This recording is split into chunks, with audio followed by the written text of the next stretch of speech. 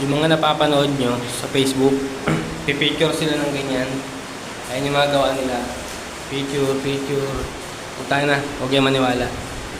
Pag itong ilaw na to, tinutok ko dyan.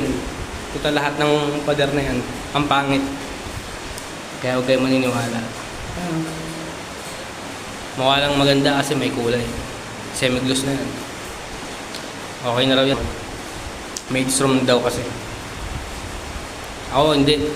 Para sa akin hindi. Okay to. Kahit saan. Master bedroom. Maid's room. Kailangan lahat maayos. Ito hindi. Reject to para sa akin. Kung marunong ka talaga sa pagpipintura, kahit saan pa yan, maid's room,